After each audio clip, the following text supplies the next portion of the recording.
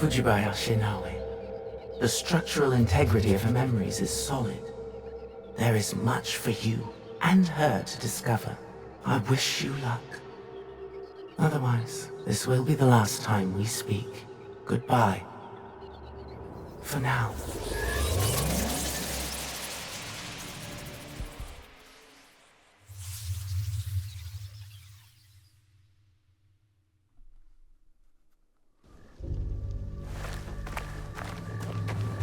He comes. Oda Nobunaga.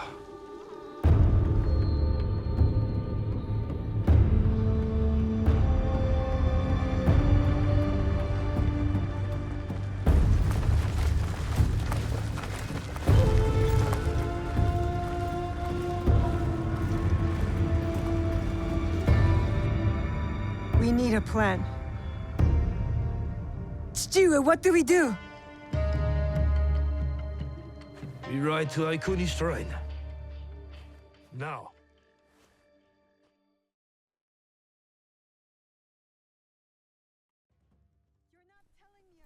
Hey guys, my name's Genefix, and I am bringing you my review for Assassin's Creed Shadows on the PC. Sorry it's a week late. Myself and my family have been in bed with flu, and it's been, I've only just got my voice back. So this review is a little bit late, and I'm running straight into the review for The Last of Us Part 2 on PC. So yeah, things are a bit up in the air, but we shall get a quick review done for this, if there is such a thing for Assassin's Creed, and then hopefully we can move on to do The Last of Us Part 2 next week.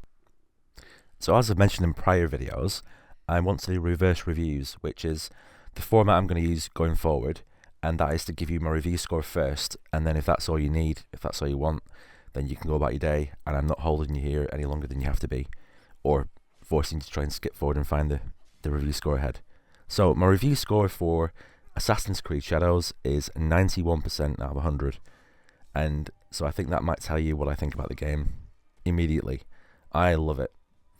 So I've got quite a long history with Assassin's Creed. I've played pretty much all of the games.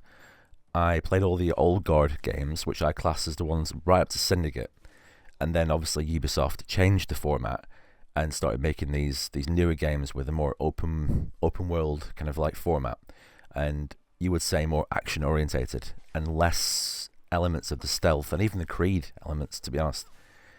Which initially I didn't like it at all, and I was really disappointed that Ubisoft went in this direction.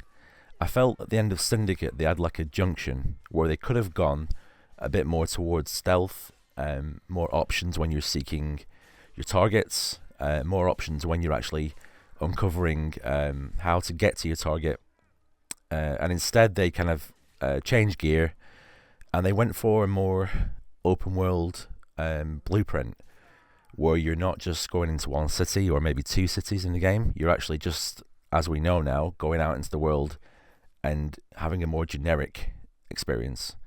Now that's not to say there aren't any unique places in the Assassin's Creed games. There's loads. But yeah, it's definitely more of a Ubisoft styled experience than I would have liked.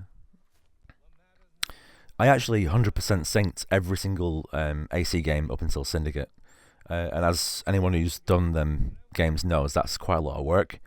But why did I do that? Well, the main reason is because I just love exploring these cities and seeing how much detail Ubisoft lavish on these games. The historical qualities of the buildings, the amount of research they must have had to do to get some of the scenes right. Just, yeah, they are an historical showcase in a way, as well as games, obviously. You know, you're running around, you're assassinating, you're killing, you're fighting.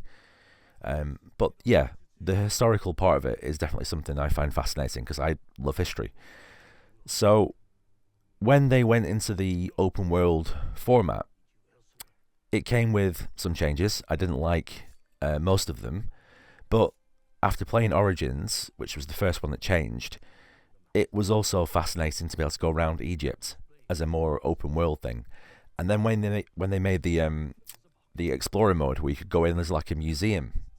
I know not everyone's into that, but having a living, breathing museum in front of you where you could walk around and look at all the exhibits and have information like come up in front of you while climbing the pyramids.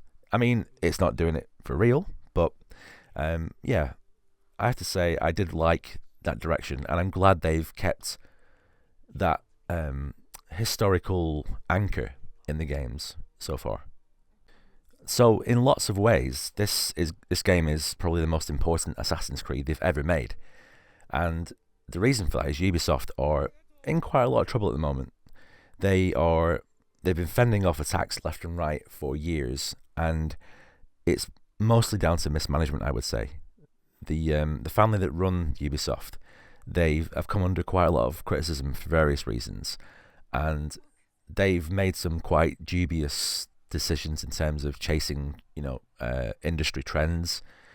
And I won't go into all that now, but yeah, to say a lot is riding on Assassin's Creed Shadows being good is a bit of an understatement. So I would say overall this game has been about as good as it could have been. They have taken the formula from the open world games. They've taken what finally has been getting through to them, hopefully, it seems to have done, by fans saying we want to get back to some type of more Assassin's Creed-esque experience. And they really have kind of fused them two ideas together and brought us Shadows. So the Japanese setting has always been a request from fans, and for some reason Ubisoft just never wanted to give in to that. This feels now like a break glass and hit the emergency button type of situation. They know, or they knew anyway, that this game had to be as good as they could make it. And so it's kind of ironic now they're using it to save the company. And yeah, I would say in a large way they've succeeded. The Japanese setting is absolutely gorgeous. They've done so well with how this game looks, how it feels, how it plays, the sound effects, the details they've gone into in the villages and the small towns, and just walking around and seeing people going about their business, villagers doing their daily chores in rice fields, making items, children playing with toys, having food with their parents, having picnics and stuff. I could go on about the details in this game all day, but just being in the world is incredible. The wildlife, there is wildlife everywhere in this game. In fact, there's actually sometimes a bit too much wildlife. You'll walk into a village and there's like 20 deer all looking at you. But apart from the odd situation where it's a bit too much, it's great. You get little squirrels walking around and insects flying about and fish in the water. Boar fighting in the forest. Yeah, I mean, you got all the cats and dogs. Yeah, absolutely amazing. So they've done an absolutely stellar job of bringing the world of ancient Japan into our living rooms, into our computer dens, and giving it to us in a game format. Absolutely stunning. The environments themselves are also the best we've ever seen. I did actually see somebody compare Ghost of Tsushima to this game. I mean, it's a fair comparison, So this person compared PC version of Ghost to the PC version of Shadows, and they are both exquisitely made games. There's no two ways about that. But Shadows does beat Ghost on pretty much every factor. Texture detail, environmental effects. But it's pretty close on most factors. But yeah, this game is so detailed and so well made. You've got full day-night cycle for a start. So any given situation can look drastically different depending on what time of day it is, whether it's dawn, whether it's the middle of the day, whether it's the middle of a thunderstorm. Any place can look dramatically different. As I've just mentioned, the weather is also very impressive. Some of the thunderstorms, they really do remind you of these like old Japanese films you've seen, or Karate Kid when they're fighting in the storm and all that kind of stuff. That all the wind is blowing in the background. and the trees are being like billowed by the wind. The rain is being caught by light as the lightning flashes, and all the different specks of rain are being highlighted individually. And yeah, it's just a very elemental game, and that's one of the things I loved about Ghost is this feeling that you're in this elemental kind of melding pot where everything's just blowing around you, and you're constantly feeling the wind and the rain and the sun all around you. Very elemental, very well done. So, from a gameplay perspective, I think the most important thing to say is that we have two protagonists now, like in Syndicate. But unlike Syndicate, I think the difference between the two protagonists is so vastly different. So I think it's going to be fair to say that most people who play the game will predominantly play as Naoe. She's the smaller shinobi, female character. The game opens where her village, her people are being attacked, and her father and mentor is defending the land with her.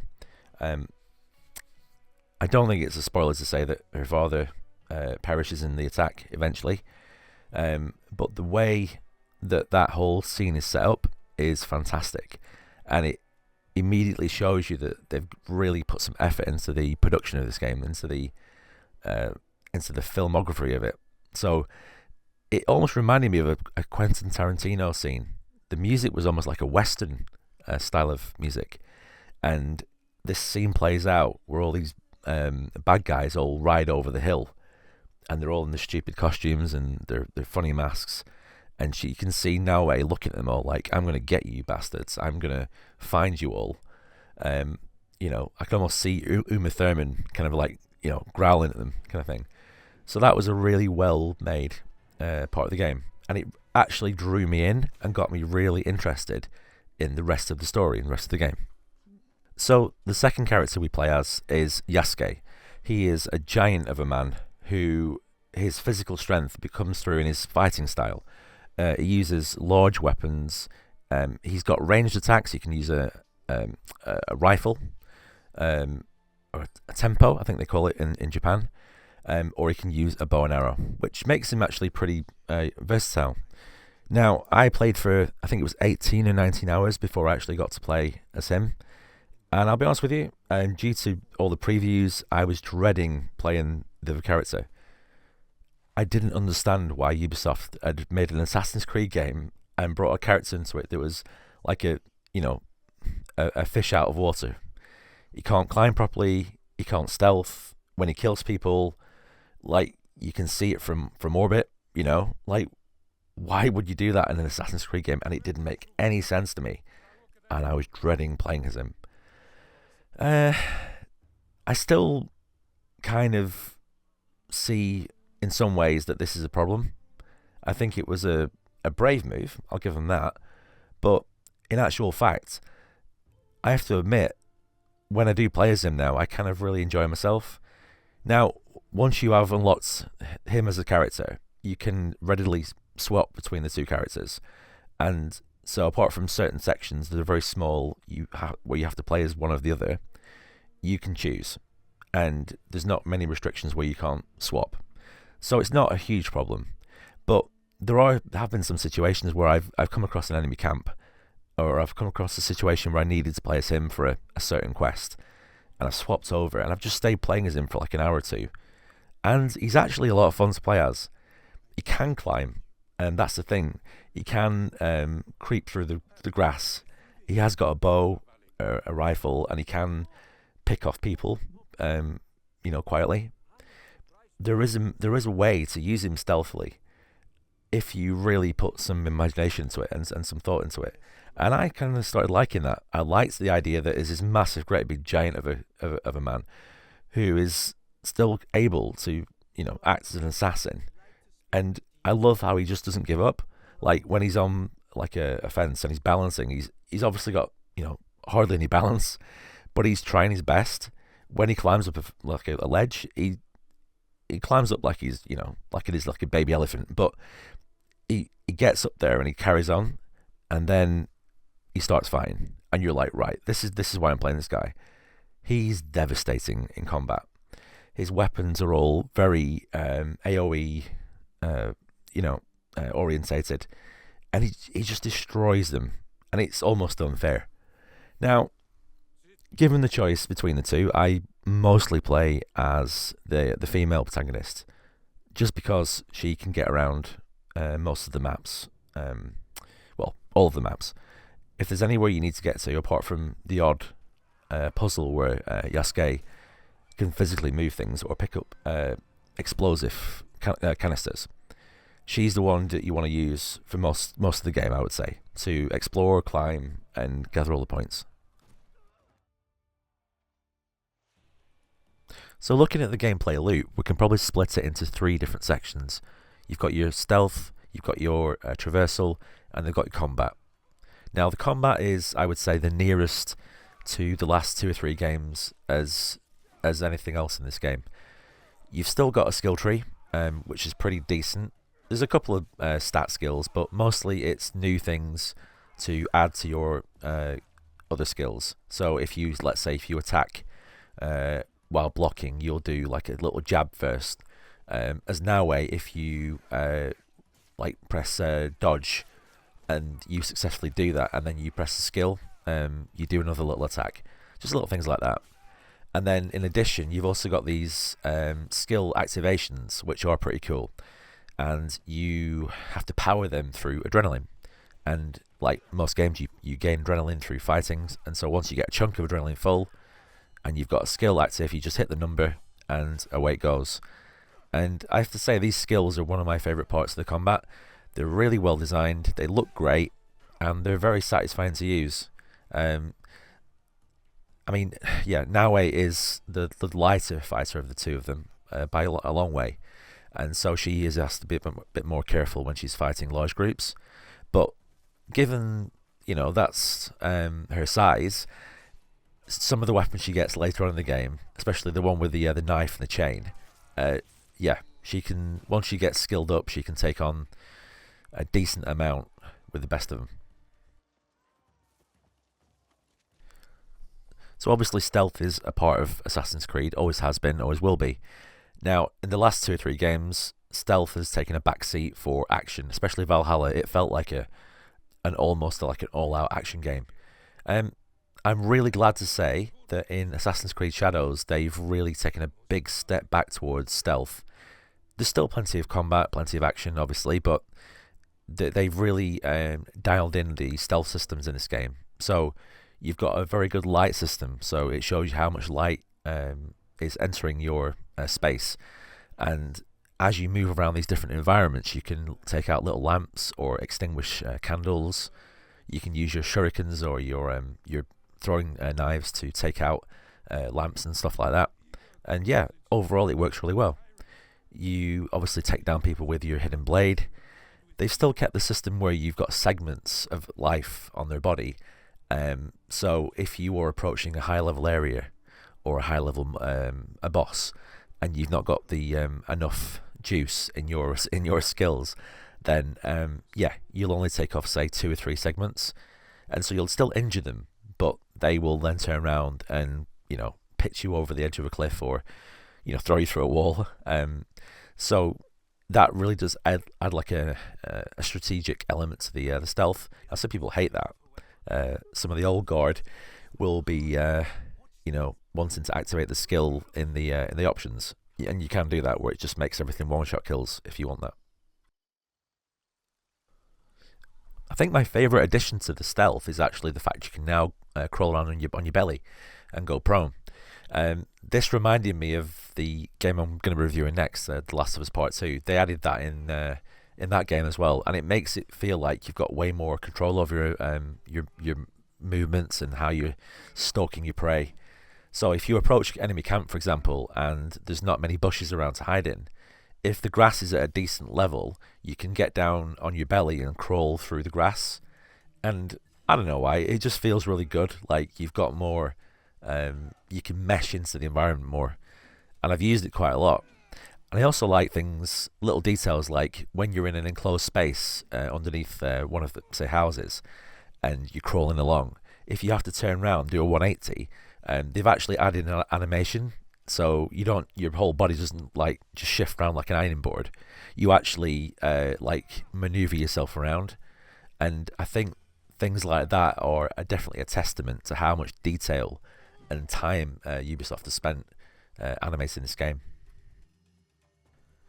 As for the parkour, yeah, it's great. It reminds me of Unity. Unity was the first Assassin's Creed to allow a downward animation. So prior to that game, you would climb up things no problem, but then getting down, you would have to like find decent places to like throw yourself off or just drop off. And looking back, it was a bit crap. And then Unity allowed a downward button, so you would walk towards a wall or an end of a building, and you would really have this satisfying ways of descending, like leaping off onto a wall, then down onto a thing, then flipping round off that wall onto a grate.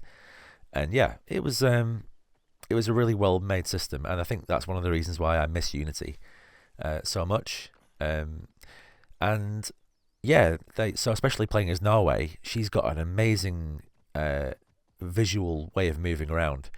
She will, for example, when you're below a wall on a castle, she will run up the wall, flip off backwards, and then fire a grapple hook up and then grab hold of the wall. And it's just so well animated. When she runs off the side of a building, she will literally do a handstand, go over like Spider-Man, and then drop down effortlessly. And they spent a lot of time animating her. I mean, Yasuke's got his own animations, and they're decent. But yeah, if you want to see some really nifty acrobatics, you want to play as Norway. One of my favourite Ubisoft IPs is actually Watch Dogs, and the reason for that, or one of the reasons for that anyway, is the fact that the AI is pretty damn good. They used it to really good effect in lots of different situations, and the way NPCs react to certain stimulus. So I'm really happy to see that Assassin's Creed Shadows has some definitely decent AI. Just one example is when I was hiding in a wintry situation, and a guard saw me, came wandering over to find me, and he couldn't find me, I'd disappeared. But then, after losing sight of me, he noticed tracks in the snow, and then proceeded to follow the tracks to the bush where I was hiding. I mean, I killed him, but that's not the point. The point is, it's good to see the AI is working behind the scenes, and enemies will generally they won't just like track you to the last place they saw you and stay there for a while and run back. They exhibit a bit more advanced behavior than that. They will kind of like kick the bushes nearby. They will search different buildings. They will open doors. They will notice things different. For example, lights. If you put a light out and they come back, sometimes they will notice, sometimes they won't, to be fair, but that adds to the realism because some people wouldn't notice, but yeah, I think overall the AI has been pretty damned impressive. I can't finish my review without mentioning the hideaways, the hideouts. It's basically a base building system for this game, and it adds a really nice element to it. I always ask any game that adds some type of base building to make it relevant to the game, and to allow you to bring your exploits into that hideaway, so they become like a testament to your adventures. I love that about the Lord of the Rings online game. You could, like, when you killed the boss, you got some type of trophy, and then you could place that in your base. Same with fishing. You could get fish stuffed and put on plaques and put them on the walls and stuff. So I'm really happy to see they've worked on this in the game, and you can spend as much time on it as you want, or as little time as you want. Now, there are two basic types of buildings. There are types that are like functional, they have an actual use, and then there are types that are just basically there for like aesthetic. So for example, the dojo, that will allow you to take more than one ally into battle with you, or have the option of more than one ally, and then you can also train them to a higher level, so they have more skills.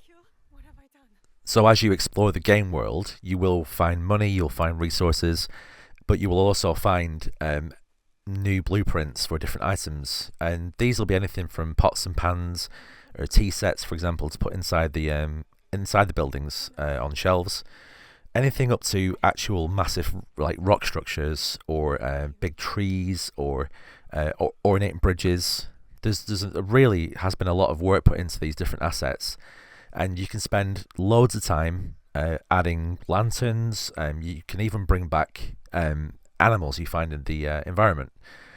So, for example, cats and dogs you find, you pet them, and then they appear in your choices. I mean, you can have a whole horde of cats if you want, if that's your thing, you know. Become like Ubisoft cat lady or whatever. So yeah, really a really impressive amount of work has gone into this system, and I hope they keep it in future games, because it's a nice little distraction between doing missions. I have mentioned lighting and weather and time of day. I haven't actually mentioned the fact this game also has seasons, which is really well done. It's mostly aesthetic, so you've got obviously spring, summer, autumn and winter, or fall if fall for autumn if you live in the US, and every time you play, there's like a little timer going off in the top right of the map, and as you play, that progresses around to a full circle, and then when you fast travel or when you switch characters, the season will change. You get a nice little cinematic. Unfortunately, it's 30 frames a second, but never mind. And then the season will change. Now, what I like about this system is that it doesn't automatically completely change to a set it's snowy, or it's a set it's spring. It kind of feels like it's dynamic. So sometimes it will change to spring and the snow will have started to melt, but it won't change so dramatically. It's like a subtle change, and then you'll get like a storm rolling in and the weather comes in, and then that'll clear, and then you'll still see snow on the caps of the mountains ahead of you. It's a really nice system, and they've obviously spent a lot of time making it look good inside the game's engine. So, for example, on one winter's morning, it was still bright, but then this like fog came into the village, and I don't know if anyone's ever been in a fog when it's just below the sun line. So the sun is like trying to peep through the fog, and it makes things almost surreal. And I had that moment in like a Japanese village, and I just had to stop and walk around and just watch what was going on. Very impressive stuff, and adds another layer to the immersion that is possible in this game.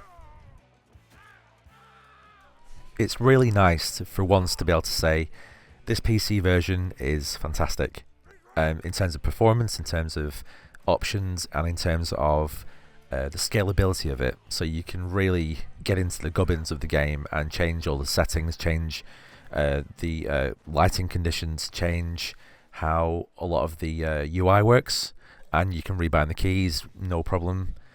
Controller works great as well, and mouse and keyboard works perfectly. So I don't have to say much else really. This game will run on a lot of mid-range systems, no problem. Mine's a 3080 Ti. I've got a really nice Intel chip, 32 gig of RAM, and yeah, I'm getting like the highest settings, and I'm running at 1440p. And yeah, I've been very impressed with the performance. So just yeah, nothing to worry about there.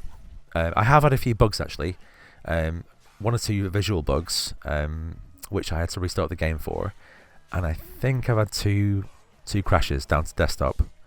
So yeah, not perfect, but I think after 50 hours that's not too bad. And obviously over time, usually Ubisoft do patch their games pretty well, so yeah, we will see. But yeah, I have actually got quite a few things on my notes here to go through, but I'm just going to try and stream it down a bit, because I've already hit my limit in terms of how big I wanted this review to be. So one thing I think they could work on with the next game is the crow's nest thing. In the old games, you would hit the crow's nest or the viewpoint system, and you get a nice cinematic where it would pan round. This time I think it was in the last game where it works the old-fashioned way. This time you have to manually hold look and go around and manually find all the points of interest, and it sounds like they're trying to give you more engagement in that system, but it just ends up being a chore. Every single one I climb up and I'm already dreading the 20 seconds I've got to spend scrolling around and finding all the different the question marks. I get what they're trying to do. They're trying to give you a bit more interactivity, but at the same time, this just adds a chore. I think, try something else or make it like it was before. I would definitely say that. I think my biggest complaint with the game is actually is something that's quite small. It's the way you sell items to the different vendors. So when you enter your screen to sell to vendors, you can only sell one item at a time, and the time it takes for the circle to fill, for it to activate the sale it's excruciatingly long, and it takes so long to sell 10 items. If they could fix one thing, either allow me to select numerous items at once or just speed that up to a click. This whole thing has been in PC gaming since Destiny, the first Destiny, with the whole waiting for the action bar to fill before it registers as a click. We're all big boys and girls. We can click a button and take the responsibility of its action. Okay, just let us have that one click sale, or make us sell numerous items. But at the moment, selling items is an absolute pain. So yeah, I would love that to be fixed. I think the last thing I want to mention before I come to the end of the review is the voice quality and the acting. I've heard a lot of people say that the voice acting and the general writing in Ubisoft games is poor. It's a very broad statement, and I don't fully appreciate people just writing off entire games just because they're part of a different company, or the same company. I think the writing in Assassin's Creed Shadows is better than many of the previous ones, and there are some examples of some pretty poor writing where the voice actor sounds flat and kind of uninterested, but then there are definitely more of situations I've found where they are pretty engaged. The lines are delivered really well, and I find the story interesting. This isn't on a level with Kingdom Come Deliverance 2 or Baldur's Gate 3. It's not on that level, and I'm not going to tell you that, but it is on a level where it keeps me engaged and entertained most of the time. I found the two main protagonists actually quite interesting, especially the guy. He's got a really nice, interesting backstory actually, and he's got some surprising elements to his story as the game progresses. Now, when you open the objective screen, you get a really nice system where each set of villains pertaining to a certain part of the map appear as these circles, and as you go around the circle you get different pieces of information. Now you can use these scouts, this new system, to kind of track down roughly where they are, looking at clues. You can even go around and do things manually. You can go around a village or a town and listen out for clues or look for different bits of evidence, and I find that a really nice system, and it shows again a level of detail that a lot of open world games don't go into. So I did appreciate that. Now, once you've actually found a target, you go and kill them, or you can do whatever you want. And again, I was very impressed with some of the options you've got. You don't have to kill every target, and there's even some consequences for that. I remember in one situation, I think it was the Twisted Tree set, if you kill the father first, two of the children then can make a life for themselves away from this circle, and they escape, and then two other sons come to protect the fort and kind of grieve their father, and there they wait for you to come and almost take them on. And I remember thinking to myself, that's actually a pretty nice system, and next time I'll do things differently. I may kill the two original children and see what happens. So yeah, very much appreciate the effort they put in on the stories. And I think that's it, guys. I think I've said enough about this game. It's a bit longer than I anticipated, so sorry about that. But if you stuck to the end, I do appreciate you staying, and I hope you've enjoyed the review. I think a lot of people are very excited about Assassin's Creed again, and there's a good reason why. This is the best, It's been a long day. This has been the best entry in the series, I'd say, since probably Syndicate for me. Black Flag, maybe. Yeah, I do miss the ship combat. I think they could have added that in this, but then I don't know. Maybe it would have been a bit too big. I mean, they've definitely got the lore for it. Japan had lots of pirates floating around in that time, but maybe for DLC, I don't know. But yeah, if you are an Assassin's Creed fan, this game will definitely make you excited and bring you back to the series feeling refreshed and feeling like, yeah, we're now heading in the right direction. The stealth is better, the combat is amazing, the environments are beautiful, and this is just such a well realized version of Japan. They've spent a lot of time on this, researching different things, lore. It's a shame that Ubisoft are in so much strife at the moment, and lots of people are kind of like done with their brand. I think if they carry on making games like this, then Ubisoft hopefully can carry on, right the ship, and have a bright future. But who knows in gaming, right? Because anything can happen. Thank you for reading my... Reading? Oh god, I'm so used to writing that. Thank you for watching my review on video. As always, I would love it if you open a conversation with me in chat. Just send a comment, and yeah, I'll have a chat with you down there. If you give me a like, if you like the video, that'd be great. And I will see you, hopefully, in the next review. Take care, guys. Bye-bye.